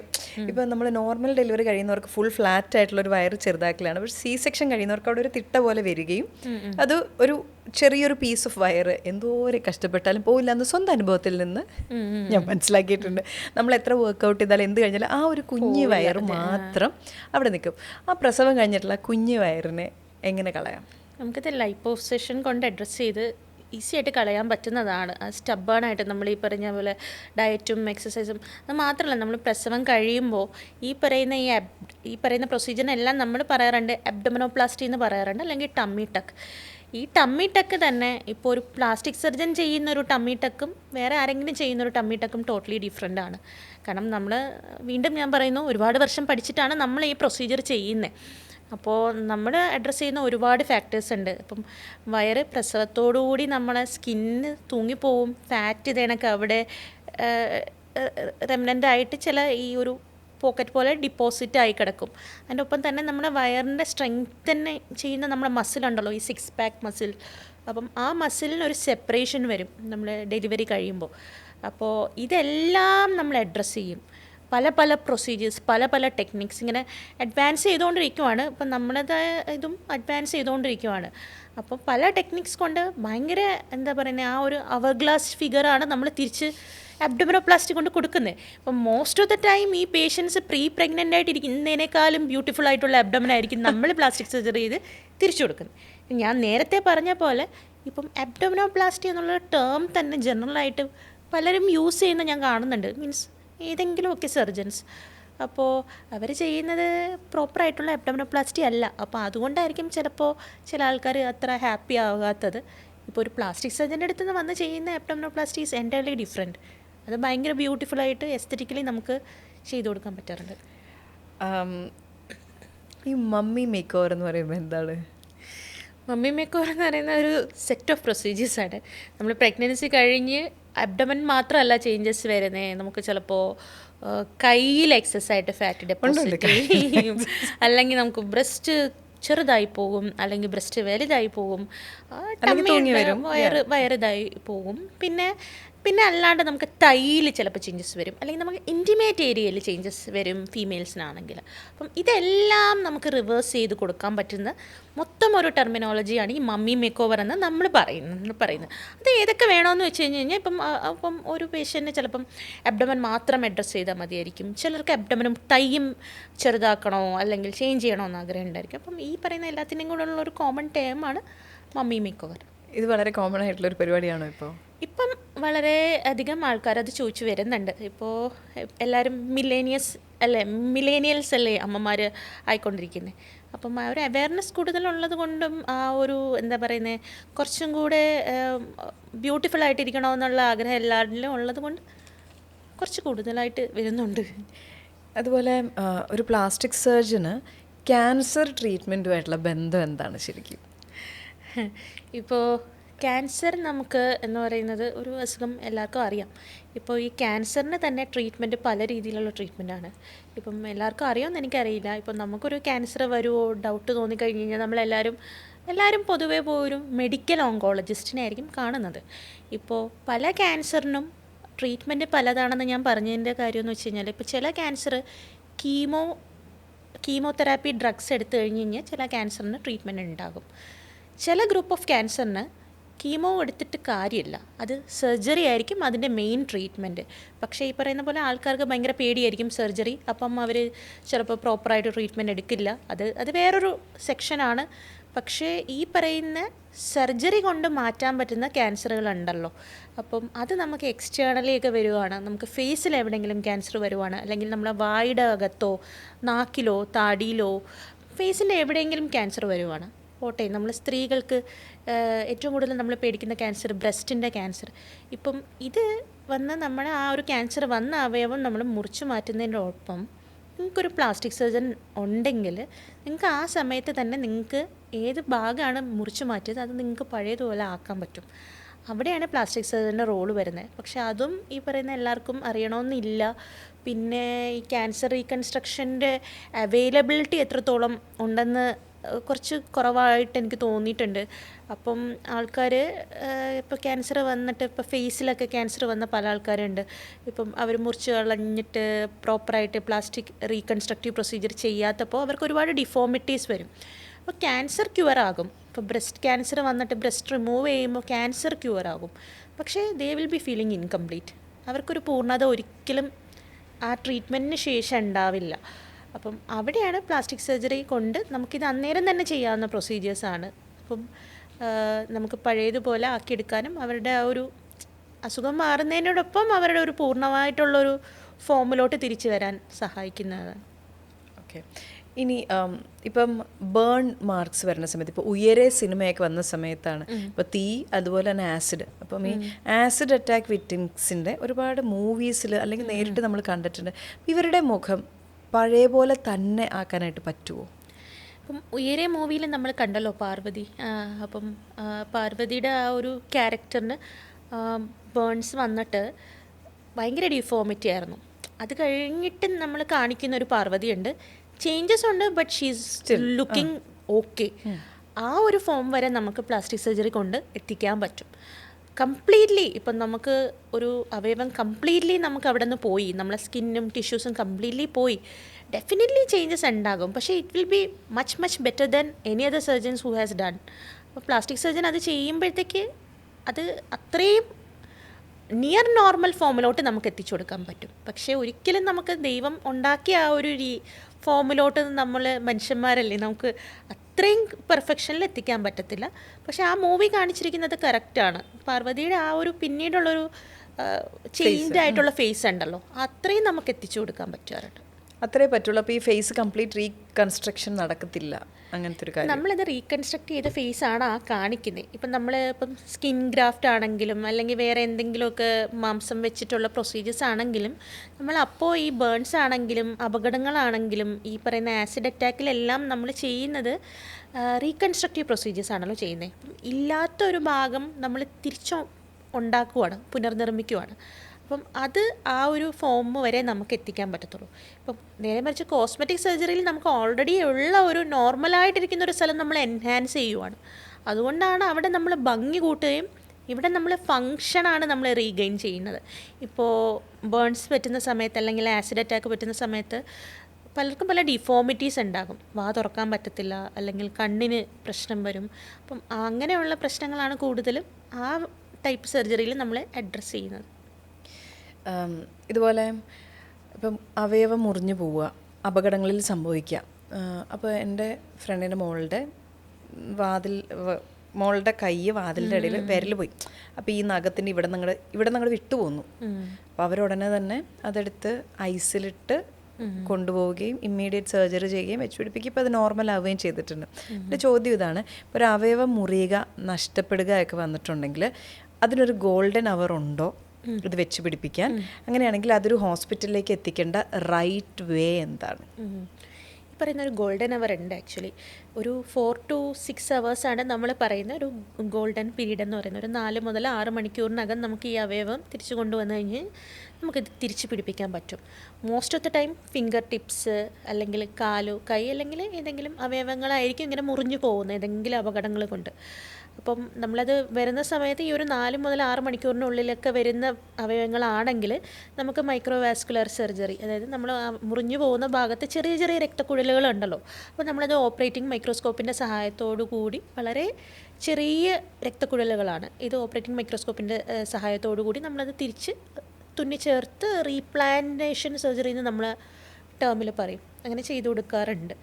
പിന്നെ എങ്ങനെ കൊണ്ടുവരുന്നതെന്നുള്ള കാര്യം, അത് എല്ലാവരും ഈ പറയുന്ന പോലെ ഈ മുറിഞ്ഞു പോയ പാർട്ട് ഡയറക്റ്റ് ഐസിലെടുത്തിട്ടിട്ട് വരും. ആക്ച്വലി അത് തെറ്റാണ്. അങ്ങനെ നമ്മൾ ഡയറക്റ്റ് അല്ല ഐസിൽ ഇട്ടുകൊണ്ട് വരാനുള്ളത്. ഇപ്പോൾ ഈ മുറിഞ്ഞു പോയ അവയവം നമ്മളൊരു ക്ലീനായിട്ട്, നമുക്കിപ്പം ചിലപ്പോൾ അതെന്തെങ്കിലും ഡേർട്ടോ എന്തെങ്കിലും അഴുക്കിലൊക്കെ ആണെങ്കിൽ ഒരു ടാപ്പ് വാട്ടറിൽ നിങ്ങൾ ജസ്റ്റ് ഒന്ന് വാഷ് ചെയ്യുക. പിന്നെ നമ്മൾ ക്ലീൻ ക്ലോത്ത്, നമുക്ക് എന്താണ് ക്ലീൻ ക്ലോത്തായിട്ട് നമുക്ക് അവൈലബിൾ ഉള്ളത് അതിലൊന്ന് റാപ്പ് ചെയ്യുക. അതിന് ശേഷം മാത്രം നിങ്ങൾ ഐസിൽ വെക്കുമോ, അല്ലെങ്കിൽ ഈ റാപ്പ് ചെയ്തത് ഒരു പ്ലാസ്റ്റിക് കവറിലിട്ട് സീൽ ചെയ്തതിന് ശേഷം ഐസിൽ വെച്ചിട്ട് കൊണ്ടുവരാൻ ശ്രമിക്കുക. അതായത് ഡയറക്റ്റ് ഐസിൽ വെക്കുന്നത് അത്ര നല്ലതല്ല. അതൊന്ന് ശ്രദ്ധിച്ചിരുന്നാൽ മതി. പിന്നെ ഈ 22 ഫീമെയിൽ കോട്ടയത്തിലാണ് നമ്മൾ ജനനേന്ദ്രിയം കട്ട് ചെയ്യുന്നൊരു ആ ഒരു സീൻ അതിലുണ്ടായിരുന്നല്ലോ. അപ്പോൾ അങ്ങനെയുള്ള പല കേസസും റിവെഞ്ച് കേസസും എല്ലാം ഉണ്ടായിട്ടുണ്ട്. അപ്പോൾ ഇത് നമ്മൾ ജനനേന്ദ്രിയം കട്ട് ചെയ്ത് കഴിഞ്ഞാൽ അതിനുശേഷം പിന്നീട് തിരിച്ചു പിടിപ്പിച്ചു, അങ്ങനത്തെ സർജറീസ് കേട്ടിട്ടുണ്ട്. സോ അതങ്ങനെ പ്രോപ്പറായിട്ട് തിരിച്ചു പിടിപ്പിക്കുക, പിന്നെ അതിൻ്റെ ഫങ്ഷൻ പഴയ പോലെ തന്നെ ആവുമോ? ആവും. അത് അങ്ങനെ ഈ പറയുന്ന ഗോൾഡൻ അവറിൽ വരുന്നതാണെങ്കിൽ നമ്മൾ തിരിച്ച് റീപ്ലാന്റ് ചെയ്ത് കഴിഞ്ഞ് കഴിഞ്ഞാൽ നമുക്കത് പഴയതുപോലെ ഫങ്ഷൻ ഉണ്ടാവാറുണ്ട്. അപ്പോൾ അത് ആ സർജറിയും ഒരു കോംപ്ലക്സ് ആയിട്ടുള്ള പ്രൊസീജിയറാണ്. ഈ പറയുന്ന പ്രൊസീജിയേഴ്സ് എല്ലാം റീകൺസ്ട്രക്റ്റീവ് പ്രൊസീജിയേഴ്സാണ്. കോംപ്ലക്സ് ആയിട്ടുള്ള ഇത് സെയിം ഓപ്പറേറ്റിംഗ് മൈക്രോസ്കോപ്പിൻ്റെ സഹായത്തോടുകൂടി സൂം ചെയ്തിട്ട് ഈ ചെറിയ ചെറിയ രക്തക്കുഴലുകളും ഞരമ്പുകളും ഇപ്പം നമ്മളെ അവയവങ്ങളെല്ലാം ഇപ്പം ശുദ്ധരക്തം കൊണ്ടുപോകുന്ന ഒരു രക്തക്കുഴലും അവിടെ നിന്ന് തിരിച്ച് അശുദ്ധമായ രക്തം തിരിച്ചു കൊണ്ടുവരുന്ന ചെറിയ വെയിൻസ് ഉണ്ട്. പിന്നെ ഇതുപോലെ ഫങ്ഷന് വേണ്ടിയിട്ടുള്ള ഞരമ്പുകളുണ്ട്. സെൻസേഷൻ നമ്മൾ അറിയണമല്ലോ, തൊടുന്നതൊക്കെ അറിയുന്ന ആ ഒരു സെൻസേഷന് വേണ്ടിയിട്ടുള്ള ഞരമ്പുകളുണ്ട്. അപ്പോൾ ഇതെല്ലാം നമ്മൾ തിരിച്ച് തുന്നി ചേർത്തിട്ടാണ് പ്രൊസീജിയർ ചെയ്തിട്ടാണ് ഇത് വീണ്ടും പഴയതുപോലെ ആക്കുന്നത്. അതുപോലെ ഇപ്പം നമ്മൾ വേർജിനിറ്റി, അപ്പോൾ അത് കാലാകാലങ്ങളായി ചർച്ചയിലുള്ളതാണ്. കാലങ്ങൾ മാറിയാലും പല ആളുകളുടെയും മനസ്സിലേക്ക് ഇപ്പോഴും ഒരു പെൺകുട്ടി വേർജിൻ ആയിരിക്കണം എന്നുള്ളൊരു ചിന്ത വരികയും പല കാര്യങ്ങൾ കൊണ്ട് അത് നഷ്ടപ്പെടുമെന്ന് അറിയുമെങ്കിലും വീണ്ടും അതിനെക്കുറിച്ചുള്ളൊരു തോട്ടും സംസാരവും ഒക്കെ ഈ കാലത്ത് നടക്കുന്നുണ്ട്. അപ്പോൾ തിരിച്ച് നമുക്ക് ഒരാളെ തിരിച്ച് വേർജിൻ ആക്കാനായിട്ട് ഉള്ളൊരു സർജറി എന്ന് പറയുന്നൊരു പ്രൊസീജിയർ, അതൊരു പ്ലാസ്റ്റിക് സർജൻ്റെ പ്രൊസീജിയറാണോ? പ്ലാസ്റ്റിക് സർജൻസും അത് ചെയ്യാറുണ്ട്. പിന്നെ ഗൈനക്കോളജിസ്റ്റും അത് ചെയ്യാറുണ്ട്. മീൻസ് കോസ്മെറ്റിക് ഗൈനക്കോളജിസ്റ്റ് അങ്ങനെയുള്ളത് ചെയ്യാറുണ്ട്. ഈ പറഞ്ഞ പ്രൊസീജിയർ ഹൈമനോപ്ലാസ്റ്റി എന്നുള്ള ടേമാണ്. നമ്മൾ ഈ വെർജിനിറ്റി എന്ന് പറയുന്നത് ഹൈമൻ ബ്രേക്ക് ചെയ്യുമ്പോഴത്തേക്കാണ് വെർജിനിറ്റി പോകുന്നതെന്ന് പറയുന്നുണ്ട്. ഇപ്പം ചില കാരണങ്ങൾ കൊണ്ട് ചിലർ വരാറുണ്ട്. മീൻസ് മേ ബി നമ്മളോട് പറയുന്നത് റേപ്പ് വിക്ടിംസ് ആവാം, അല്ലെങ്കിൽ അങ്ങനെ എന്തെങ്കിലും ഇഷ്യൂസ് എന്തെങ്കിലും കൊണ്ടപ്പോൾ അവരങ്ങനെ വരുന്നത് കൊണ്ട് അങ്ങനെ ഒരു ഓപ്ഷൻ ഉണ്ട് ഈ പറയുന്ന എനിക്ക്. പക്ഷേ അത് ഡിപ്പെൻസാണ്. നമ്മളെ ഒരു എത്തിക്സാണ്. നമ്മളത് ആർക്ക് ചെയ്ത് കൊടുക്കണം, ചെയ്ത് കൊടുക്കണ്ട, അങ്ങനെയൊക്കെ ഉള്ളത് നമ്മളത് ഡിസ്കസ് ചെയ്തിട്ട് അങ്ങനെ വരുന്ന ആൾക്കാരാണെങ്കിൽ അങ്ങനെ നമുക്ക് ചെയ്ത് കൊടുക്കാനുള്ള ഓപ്ഷൻസ് ഉണ്ട്. അതുപോലെ ലിംഗമാറ്റ ശസ്ത്രക്രിയ കഴിഞ്ഞ കുറച്ച് കാലങ്ങളായിട്ട് ഏറ്റവും കൂടുതൽ ആളുകൾ ചർച്ച ചെയ്യുന്ന ഒരു പ്രൊസീജിയറാണ്. ശരിക്കും ഈ ലിംഗമാറ്റ ശസ്ത്രക്രിയ എന്ന് പറയുന്നത് എന്താണ്? ഇതിപ്പോൾ ആൺകുട്ടിയാവണം അല്ലെങ്കിൽ പെൺകുട്ടിയാവണം എന്ന് ഒരാൾ തീരുമാനിക്കുകയാണോ, അതോ അയാളുടെ ഹോർമോൺസ് വെച്ചിട്ട് നിങ്ങൾ സജഷൻ കൊടുക്കുവാണോ? നമ്മൾ സജഷൻസ് കൊടുക്കുന്നതല്ല. ഈ വരുന്ന പേഷ്യൻസ് നമ്മളെ ട്രാൻസ്ജെൻഡർ കമ്മ്യൂണിറ്റി എന്ന് പറയുന്ന ആൾക്കാർ, അവർക്കിപ്പം ചിലപ്പോൾ അവർ ജന്മന ഫിസിക്കലി എല്ലാ കാര്യം കൊണ്ടും ഫിസിക്കലി എക്സ്റ്റേണൽ ജെനൈറ്റേലിയ, അല്ലെങ്കിൽ അവർ നമ്മളെ കാണുമ്പോൾ ഒരു പുരുഷൻ, ഞാനൊരു അങ്ങനെ ഒരു കേസ് പറയാം. നമ്മൾ കാണുമ്പോൾ അയാളൊരു കംപ്ലീറ്റ് മെയിലാണ്. അയാളെ നമ്മൾ എക്സാമിൻ ചെയ്യുമ്പോഴും അയാൾ മെയിൽ തന്നെയാണ്. പക്ഷെ അയാളുടെ ഉള്ളിൽ അയാളൊരു ഫീമെയിലായിരിക്കും. അയാളുടെ മനസ്സിൽ അയാൾക്ക് ഫീമെയിലായിട്ടാണ് അയാളെ കാണുന്നത്. അയാൾക്ക് ഒരു മെയിലായിട്ട് അയാളെ അക്സെപ്റ്റ് ചെയ്യാനേ പറ്റുന്നില്ല.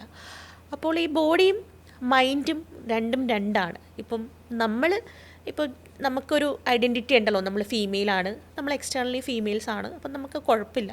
പക്ഷേ നേരെ മറിച്ച് നമുക്കിപ്പോൾ എക്സ്റ്റേണലി ഈ പറഞ്ഞ ആൾ എല്ലാ ഫീച്ചേഴ്സും മെയിലാണ്, പക്ഷേ അയാളുടെ ഉള്ളിൽ അയാളൊരു ഫീമെയിലായിട്ടാണ് അയാൾക്ക് തോന്നുന്നത്. അയാൾ ജനിച്ചപ്പോൾ മുതലേ അയാൾക്ക് അങ്ങനെ തോന്നുന്നുണ്ടെങ്കിൽ അയാൾക്ക് ഡെഫിനറ്റ്ലി അയാളുടെ ബോഡീനെ അക്സെപ്റ്റ് ചെയ്യാൻ പറ്റത്തില്ല. അപ്പം അതുകൊണ്ടാണ് അവർ പല ട്രീറ്റ്മെൻറ്റും എടുക്കുന്നതും. ഇത് പക്ഷേ എല്ലാവരും അങ്ങോട്ട് അംഗീകരിച്ച് കൊടുക്കില്ല, എല്ലാവർക്കും അങ്ങോട്ട് അക്സെപ്റ്റ് ചെയ്യാൻ പറ്റില്ല. അപ്പോൾ അതുകൊണ്ട് അവർ പല ട്രീറ്റ്മെൻറ്റും എടുത്തിട്ട് ആ എക്സ്റ്റേണലി ഉള്ള ബോഡിയാണ് ചേഞ്ച് ചെയ്ത് അവരെ മൈൻഡുമായിട്ട് ഒന്നാക്കാൻ നോക്കുന്നത്. അപ്പോൾ പല ഹോർമോൺ ട്രീറ്റ്മെൻറ്റ് എടുക്കും. കാരണം റൈറ്റ് ഫ്രം ഹെയർ ആണെങ്കിലും അവർക്ക് ഡിഫറെൻ്റ് ആയിരിക്കും, അവരുടെ ഫേഷ്യൽ ഫീച്ചേഴ്സ് ആണെങ്കിലും അവർക്ക് ഡിഫറെൻ്റ് ആയിരിക്കും. അപ്പം അവർക്ക് ഒരു ഹെഡ് ടു ടോ എന്തൊക്കെ രീതിയിൽ അവർക്കൊരു മെയിൽ ടു ഫീമെയിൽ ട്രാൻസ്ഫോം ആക്കാൻ പറ്റുമോ അതിനുള്ള പ്രൊസീജിയേഴ്സ് അവർ ചെയ്യണമെന്ന് അവർക്ക് ആഗ്രഹം ഉണ്ടാവും. അപ്പോൾ അതിൻ്റെ ഭാഗമായിട്ടാണ് അവർ നമ്മളടുത്തും വരുന്നത്. ഇപ്പം പ്ലാസ്റ്റിക് സർജറി അടുത്ത് അവർ വരുന്നതെന്ന് പറഞ്ഞു കഴിഞ്ഞാൽ ഈ പറയുന്ന എൻഡോക്രൈൻ, അതായത് ഹോർമോണിൻ്റെ ട്രീറ്റ്മെൻ്റ് എല്ലാം സ്റ്റാർട്ട് ചെയ്ത്, പിന്നെ നമുക്ക് ലീഗലി ഒരുപാട് കാര്യങ്ങളുണ്ട് ഇതിന്. ഇപ്പം ഇൻക്ലൂഡിങ് നമ്മുടെ ആധാർ കാർഡ്, അങ്ങനെ ഒരുപാട് കാര്യങ്ങൾ ചേഞ്ച് ചെയ്യുന്ന ആ ഒരു ലീഗൽ ഇതെല്ലാം കഴിഞ്ഞ് കുറേ നാൾ വെയിറ്റ് ചെയ്ത് അവർ നല്ലപോലെ ആലോചിച്ചിട്ടൊക്കെയാണ് നമ്മളോട് ഈ പ്രൊസീജിയേഴ്സിന് വേണ്ടി വരുന്നത്. അപ്പം മെയിനായിട്ട് ഇവർക്കുള്ള പ്രൊസീജിയേഴ്സ് എന്ന് പറയുന്നത് ഈ ലിംഗമാറ്റം എന്ന് പറയുമ്പോൾ ആണിനെ പെണ്ണാക്കുക എന്ന് പറയുന്ന സർജറിയിൽ എക്സ്റ്റേണൽ ജെനൈറ്റേലിയ മാറ്റും. മുകളിൽ ഇപ്പം മെയിൽസ് ആണെങ്കിൽ അവർക്ക് ബ്രസ്റ്റ് ഉണ്ടാവത്തില്ല, അപ്പോൾ ബ്രസ്റ്റ് ഓഗ്മെൻറ്റേഷൻ നമ്മൾ അവരെ കണ്ട് ഏത് പ്രൊസീജിയറാണ് കറക്റ്റാണെന്നൊക്കെ ഉള്ള മനസ്സിലാക്കിയിട്ട് ആ രീതിയിലുള്ള പ്രൊസീജിയേഴ്സ് ചെയ്യും. ഇതിൻ്റെ കൂടെ തന്നെ അവർക്ക് ഫേസ്, ഇപ്പം ഒരു മെയിൽ ഫേസ് ഉള്ള ഒരാൾക്ക് കുറേ ഡിഫറെൻ്റ് ആയിരിക്കും ഒരു ഫീമെയിലിനേക്കാളും. അപ്പോൾ അതിൻ്റെ സെറ്റ് ഓഫ് പ്രൊസീജിയേഴ്സ് ചെയ്യും. ഇപ്പോൾ ഫോർഹെഡ് ആണെങ്കിൽ ഫോർഹെഡിൽ മെയിൽസിൻ്റെ ഫോർഹെഡ് മാറ്റി ഫീമെയിൽസിലോട്ട് മാറ്റും.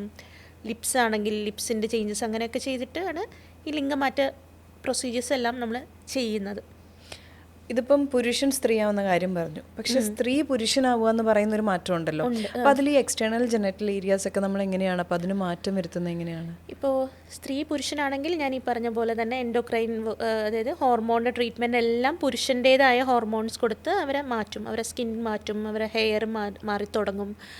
പിന്നെ ഇപ്പം ബ്രസ്റ്റ് ഉള്ള എക്സ്റ്റേണലി അവർക്ക് ബ്രസ്റ്റ് ഉണ്ടാകും, അപ്പോൾ ബ്രസ്റ്റ് റിമൂവ് ചെയ്യും. താഴോട്ടാണെങ്കിൽ ബോട്ടം സർജറി എന്ന് നമ്മൾ പറയുന്ന ബോട്ടം ആണെങ്കിൽ അവർക്കൊരു മെയിൽ എക്സ്റ്റേണൽ ജെനൈറ്റേലിയ ഉണ്ടാവില്ല. അപ്പോൾ അത് നമ്മൾ റീക്രിയേറ്റ് ചെയ്ത് കൊടുക്കും. അത് നമുക്ക് ചെയ്ത് കൊടുക്കാൻ പറ്റും. നമുക്കത് ഫ്ലാപ്പ് ഇപ്പം വേറെ നമ്മളെ മോസ്റ്റ് ഓഫ് ദ ടൈം നമ്മളെ കയ്യിലെ ടിഷ്യൂ എടുത്തിട്ട് നമ്മൾ ആ രീതിയിൽ മോഡിഫൈ ചെയ്ത് റീമോൾഡ് ചെയ്തിട്ട് ആണ് പ്രൊസീജിയർ ചെയ്യുന്നത്. ഇത് വളരെ വലിയ സർജറീസാണ്, വളരെ കോംപ്ലിക്കേറ്റഡും വളരെ വലിയ രീതിയിലുള്ള സർജറീസാണ്. ഇങ്ങനെ ഒരുപാട് പ്രൊസീജിയേഴ്സ് ചെയ്തിട്ടാണ് ഈ പല ആൾക്കാരും മാറുന്നത്. ഇപ്പോൾ നമ്മൾ മനസ്സിലാക്കേണ്ട ഒരു കാര്യം എന്ന് പറഞ്ഞാൽ ഒരാളുടെ ബോഡിയിൽ അത്രയും ചേഞ്ചസ് ചെയ്യുന്നുണ്ടെങ്കിൽ അവർക്ക് അത്രത്തോളം ഉള്ളിൽ ആ ഒരു ആഗ്രഹം ഉള്ളത് കൊണ്ടാണ്. അപ്പം അത് എനിക്കറിയില്ല, അത് സ്റ്റിൽ ആ ഒരു അക്സെപ്റ്റൻസ് കുറവുണ്ട് സൊസൈറ്റിയിൽ. പക്ഷേ നമ്മൾ അവരെ കുറച്ച് കാണുന്നതുകൊണ്ടും മനസ്സിലാക്കുന്നതുകൊണ്ടും we are thinking like they are really courageous. ഈ പ്രൊസീജിയേഴ്സ് ഇത്രയും ചെയ്ത് അങ്ങനെ എടുക്കുന്നതെന്ന് വെച്ചാൽ ശരിക്കും അവർ നല്ല കറേജുള്ള ഹ്യൂമൻസാണ്. ഇത്തരം പ്രൊസീജിയേഴ്സ് എല്ലാം വന്നു കഴിയുമ്പോൾ ഏറ്റവും വലിയ ആളുകളുടെ കൺസേൺ എന്ന് പറയുന്നത് പെയിനാണ്. ഇപ്പോൾ ഞാൻ ഇങ്ങനത്തെ ട്രാൻസ്ജെൻഡർ ചേഞ്ചസ് വന്ന ലിംഗമാറ്റ ശസ്ത്രക്രിയ നടത്തിയ പല ആളുകളെയും ഞാൻ നേരിട്ട് കാണുകയും സംസാരിക്കുകയും ചെയ്തിട്ടുണ്ട്.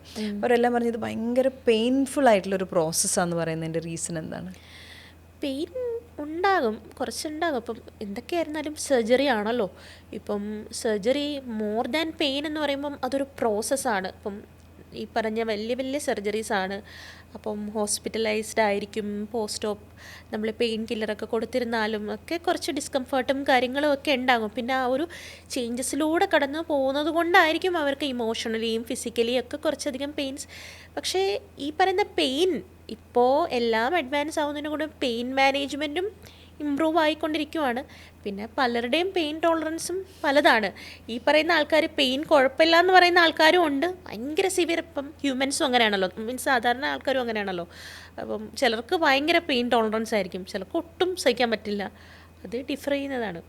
ഇപ്പം ലൈപ്പോസെക്ഷൻ പോലത്തെ ഒരു പ്രൊസീജിയറാണെന്ന് വിചാരിക്കും. അപ്പോൾ അടിവയർ നമുക്ക് ഏറ്റവും സിമ്പിളായിട്ട് എടുക്കാം. അപ്പോൾ അടിവയറ്റിലെ ആ ഒരു ഫാറ്റ് എടുത്ത് കളയണം. ലൈപ്പോസെക്ഷൻ പ്രൊസീജിയർ വരുന്നു. ടമ്മിട്ടൊക്കെ ഡോക്ടർ എടുത്ത് വന്നിട്ട് ചെയ്യാമെന്ന് വിചാരിക്കാം. അപ്പോൾ അത് ഈ ലോക്കൽ അനസ്തേഷ്യയിൽ ചെയ്യുന്നൊരു പരിപാടിയാണോ? അത് കഴിഞ്ഞ് എത്ര നേരം കൊണ്ട് ആ വേദന മാറും? അതിൻ്റെ പ്രൊസീജിയേഴ്സ് എങ്ങനെയാണ്? ഇല്ല, liposuction most of the time general anaesthesia തന്നെ ചെയ്യുന്നതാണ് നല്ലത്. കാരണം ജനറൽ അനസ്തേഷ്യ എന്ന് പറയുമ്പോൾ ഫുള്ളി മയക്കി നല്ലൊരു കംഫർട്ടിന് അവർക്ക് ചെയ്യാൻ പറ്റും. നമുക്ക് ലൈപ്പോസെക്ഷൻ എന്ന് ഉദ്ദേശിക്കുന്നത് നമ്മൾ എക്സസ് ആയിട്ടുള്ള ഫാറ്റ് റിമൂവ് ചെയ്ത് കളയുന്ന പ്രൊസീജിയറിനെയാണ് ലൈപ്പോസെക്ഷൻ. അത് നമുക്ക് വയറിലാകാം, കയ്യിലാകാം, തുടയിലാകാം, എവിടെ വേണമെങ്കിലാകാം. നമുക്ക് ഡബിൾ ചിന്നൊക്കെ ഉണ്ടെങ്കിൽ താടി ഇങ്ങനെ ചിലർക്ക് ഭയങ്കര എക്സസ് ഫാറ്റ് ഉണ്ടാവും. അപ്പം അത് മാറ്റാൻ നമുക്ക് ലൈപ്പോസെക്ഷൻ ചെയ്യാം. അപ്പോൾ ലൈപ്പോസെക്ഷൻ ഒരു 1 day പ്രൊസീജിയറാണ്, അധികം സമയം എടുക്കത്തില്ല. ഒരു 1.5 hours ഡിപ്പെൻഡിങ് ഓൺ എത്ര ഫാറ്റ് ഉണ്ടെന്ന് നോക്കിയിട്ട് അത് ചെയ്യാവുന്നതേ ഉള്ളൂ. ഒരു ചെറിയൊരു കീ ഹോൾ പ്രൊസീജിയർ മാത്രമാണ്. ചെറിയൊരു കീ ഹോൾ ഇട്ടിട്ട് ഇൻസിഷൻ ഇട്ടിട്ട് അവിടെ കൂടെയാണ് നമ്മൾ ഈ ഫാറ്റ് എല്ലാം റിമൂവ് ചെയ്ത് കളയുന്നത്. അപ്പോൾ സ്കിന്ന് റിമൂവ് ചെയ്യത്തില്ല. ലൈപ്പോസെക്ഷൻ എന്ന് പറയുമ്പോൾ നമ്മൾ ഒൺലി ഫാറ്റ് മാത്രമായിരിക്കും അഡ്രസ്സ് ചെയ്യുന്നത്. അപ്പോൾ സ്കിന്നോട് തൂങ്ങി കിടക്കത്തില്ലേ? അതിനാണ് നമ്മൾ വയറിനാണ് അത് ചെയ്യുന്നുണ്ടെങ്കിൽ നമ്മൾ ടമ്മി ടക്കും കൂടെ കമ്പൈൻ ചെയ്യും. ഇപ്പം അബ്ഡോമിനോപ്ലാസ്റ്റി അല്ലെങ്കിൽ ടമ്മി ടക്ക് എന്ന് പറയുമ്പോൾ നമ്മൾ സ്കിന്നും ഈ മസിലും എല്ലാം അഡ്രസ്സ് ചെയ്യുന്ന പ്രൊസീജിയറാണ് അബ്ഡോമിനോപ്ലാസ്റ്റി. അത് കുറച്ചുകൂടെ വലിയ പ്രൊസീജിയറാണ്. ലൈപ്പോസെക്ഷൻ റിലേറ്റീവ്ലി ചെറിയ പ്രൊസീജിയറാണ്. അപ്പോൾ സ്കിൻ അഡ്രസ്സ് ചെയ്യത്തില്ല ലൈപ്പോസെക്ഷനിൽ. അപ്പോൾ ഈ കൈയുടെ ഫാറ്റ് നമ്മൾ പറഞ്ഞില്ല, അപ്പോൾ തൂങ്ങിക്കിടക്കുന്ന കൈ അത് ഒരു 40, 45, 50 കഴിഞ്ഞാൽ പിന്നെ സ്ത്രീകളുടെ പ്രത്യേകിച്ച് നോക്കി കഴിഞ്ഞിട്ടുണ്ടെങ്കിൽ അങ്ങനെ തൂങ്ങിക്കിടക്കുന്ന ഇത് കാണും. അപ്പോൾ അത് കുറയ്ക്കാനുള്ള പ്രൊസീജിയർ എന്താണ്? ഇപ്പോൾ ഓരോരുത്തർക്കും ഓരോരോ രീതിയിലുള്ള ഹാങ്ങിങ് ആയിരിക്കും വരുന്നത്. ഇപ്പോൾ ചിലർക്ക് വളരെ കുറച്ച് മാത്രമേ തൂങ്ങിക്കിടപ്പുണ്ടാകത്തുള്ളൂ. അപ്പോൾ അവർക്ക് ഫാറ്റ് മാത്രം മാറ്റിയാൽ മതി ഉണ്ടാവും. കാരണം അവർക്ക് അപ്പോൾ ലൈപ്പോസക്ഷൻ മാത്രം ചെയ്ത് കഴിഞ്ഞ് കഴിഞ്ഞാൽ അവർക്ക് ആ നല്ലൊരു റിസൾട്ട് കിട്ടും. പക്ഷേ ചിലർക്ക് ഒത്തിരി തൂങ്ങിയിട്ടുണ്ടെങ്കിൽ സ്കിന്നും എക്സസ് ആണ്. അപ്പോൾ നമ്മൾ ലൈപ്പോസക്ഷൻ ചെയ്ത് ഫാറ്റും മാറ്റണം, ആ എക്സസ് ആയിട്ടുള്ള സ്കിന്നും ട്രിം ചെയ്ത് സ്കാർ ഇല്ലാത്ത രീതിയിൽ വളരെ ഫൈനായിട്ട് നമ്മൾ ചെയ്തു കൊടുക്കണം. അപ്പോൾ അങ്ങനെയാണെങ്കിൽ അവർക്ക് ആ ഒരു റിസൾട്ട് വരത്തുള്ളൂ. ഇതും റിലേറ്റീവ്ലി നമുക്കൊരു 1 ഡേ, ഒരു 1 to 2 hours കൊണ്ട് ചെയ്ത് നമുക്ക് ആ സെയിം ഡേ അല്ലെങ്കിൽ അടുത്ത ദിവസം തന്നെ നമുക്ക് പോകാൻ പറ്റുന്നൊരു പ്രൊസീജിയറാണ് ഈ ആം ഫാറ്റ് റിഡക്ഷൻ. ഇനി ഇതിലെ ഏറ്റവും പ്രധാനപ്പെട്ട 2 ചോദ്യങ്ങൾ. ഒന്ന് ചെലവാണ്. സുന്ദരിയാവണമെന്നും മാറണമെന്നും സുന്ദരനാവണമെന്നും ലൈക്ക് ഓരോരുത്തരുടെ കാഴ്ചപ്പാട്ടിലെ സൗന്ദര്യം കേട്ടോ. അപ്പോൾ അങ്ങനെ ആളുകൾക്ക് ആഗ്രഹങ്ങൾ കാണും. ഇപ്പം ഫേസ് റീകൺസ്ട്രക്ഷൻ ആണെങ്കിൽ എന്താണെങ്കിലും end of the day comes to money. അതെ. അപ്പോൾ ഇത് എത്രത്തോളം എക്സ്പെൻസീവ് ആണ് ഇത്തരം പ്രൊസീജിയറുകൾ? അതുപോലെ ഇതിന് ഇൻഷുറൻസ് കിട്ടുമോ? ഈ എക്സ്പെൻസിൻ്റെ കാര്യം വളരെ ഒരു തെറ്റിദ്ധാരണയാണ്. കാരണം പണ്ട് ആൾക്കാർ ഇങ്ങനെ സെലിബ്രിറ്റീസ്, നിങ്ങളെപ്പോലെ സെലിബ്രിറ്റീസ് എന്ന് പറയുമ്പോൾ എല്ലാവരും വിചാരിക്കും സെലിബ്രിറ്റീസിന് അവർക്ക് ഭയങ്കര പൈസ ഉള്ളത് കൊണ്ടാണ് അവർ ചെയ്യുന്നതെന്ന് പറയും. പക്ഷെ അങ്ങനെ അല്ല. ഇപ്പോൾ എല്ലാവർക്കും അഫോർഡബിളായ രീതിയിലാണ് ഈവൻ കോസ്മെറ്റിക് സർജറീസും. പണ്ട് ചിലപ്പം ആൾക്കാർ ഈ ഫെസിലിറ്റീസ് എല്ലാം മുംബൈയിലോ അല്ലെങ്കിൽ ഡൽഹിയിലോ ഒക്കെ മാത്രമേ അവൈലബിലിറ്റി ഉണ്ടായിരുന്നുള്ളൂ. അപ്പോൾ അവിടെ പോയി ചെയ്യുന്നതുകൊണ്ടായിരിക്കും ചിലപ്പോൾ അത്രയും എക്സ്പെൻസ് ആയിട്ടുണ്ടാവുമെന്നാണ് എനിക്ക് തോന്നുന്നത്. പക്ഷേ ഇപ്പം നമ്മളെ നാട്ടിൽ പറയുവാണെങ്കിൽ cosmetic surgery is affordable to everyone. നമ്മളെ നാട്ടിൽ ഇപ്പോൾ ചെയ്യുന്ന ആൾക്കാർക്ക് അറിയാം. ഇത് ചെയ്തിട്ടുള്ള ആൾക്കാർ അധികം കമ്മ്യൂണിക്കേറ്റ് ചെയ്യാത്തതുകൊണ്ടോ ഡിസ്കസ് ചെയ്യാൻ മടിക്കുന്നതുകൊണ്ടാണ് ഇത് പുറത്തോട്ട് വരാത്തത്. സാധാരണയായിട്ടുള്ള എല്ലാ ആൾക്കാർക്കും ചെയ്യാൻ പറ്റുന്ന പ്രൈസേ ഇതിനുള്ളൂ. പിന്നെ ഇൻഷുറൻസിൻ്റെ കാര്യം, കോസ്മെറ്റിക് സർജറിക്ക് ഇൻഷുറൻസ് ഇല്ല. ബാക്കി എല്ലാ പ്ലാസ്റ്റിക് സർജറി പ്രൊസീജിയേഴ്സിനും ഇൻഷുറൻസ് ഉണ്ട്. പക്ഷേ ആൾക്കാർക്കൊരു തെറ്റിദ്ധാരണയാണ് പ്ലാസ്റ്റിക് സർജറി എന്ന് പറഞ്ഞു കഴിഞ്ഞാൽ കോസ്മെറ്റിക് സർജറി മാത്രമാണെന്ന്. നേരത്തെ നമ്മൾ പറഞ്ഞ കണക്ക് ഈ കൈ മുറിഞ്ഞ് വരുന്ന ആൾക്കാരും ചിലപ്പോൾ കാഷ്വാലിറ്റിയിൽ വന്നിട്ട് അവിടുത്തെ ഡോക്ടർ പറയും പ്ലാസ്റ്റിക് സർജറി കാണിക്കുമെന്ന് പറയുമ്പോൾ അയ്യോ എനിക്ക് പ്ലാസ്റ്റിക് സർജറി വേണ്ട എന്ന് പറയുന്ന ആൾക്കാരുണ്ട്. അവർ തിങ്ക് ചെയ്യുന്നത് എന്താ കോസ്മെറ്റിക് സർജറി ആണ് എന്നുള്ളൊരു തെറ്റിദ്ധാരണയിലാണ്. കാല് മുറിഞ്ഞു പോയിട്ട് വരുന്ന ആൾക്കാർ പ്ലാസ്റ്റിക് സർജനെ വിളിക്കുമെന്ന് പറയുമ്പോൾ പ്ലാസ്റ്റിക് സർജൻ വേണ്ട, എനിക്ക് പൈസ ഇല്ല എന്ന് പറയുന്ന ആൾക്കാരുണ്ട്. പക്ഷെ അതിനൊക്കെ ഇൻഷുറൻസ് കിട്ടും. ബാക്കി അതർ ദാൻ കോസ്മെറ്റിക് സർജറി എല്ലാ പ്ലാസ്റ്റിക് സർജറി പ്രൊസീജിയേഴ്സിനും ഇൻഷുറൻസ് കിട്ടുന്നതാണ്. ഫേസ് ലിഫ്റ്റ് കഴിഞ്ഞിട്ടുണ്ടെങ്കിൽ മുഖത്തിൻ്റെ ഈ ഭാഗങ്ങളിലെല്ലാം പാട് വരും എന്ന് പറയുന്നത് ശരിയാണോ? കാരണം ഇൻസ്റ്റാഗ്രാമിലൊക്കെ നമ്മൾ കാണുന്നിങ്ങനെ മുഖം ഇങ്ങനെ വലിച്ചു വെച്ച് സർജറി ഒക്കെ ഇതൊക്കെ ഭയങ്കര തെറ്റാണ്. അതൊക്കെ വളരെ തെറ്റാണ്. പാടെന്ന് പറഞ്ഞൊരു സംഭവമേ ഉണ്ടാവാറില്ല. വളരെ ചെറിയ ആ പാട് നമുക്ക് മാത്രമേ കണ്ടുപിടിക്കാൻ പറ്റൂ. ഇപ്പോൾ പല ആൾക്കാരും ഫേസ് ലിഫ്റ്റ് ചെയ്തത് കണ്ടുപിടിക്കാൻ പറ്റത്തില്ല.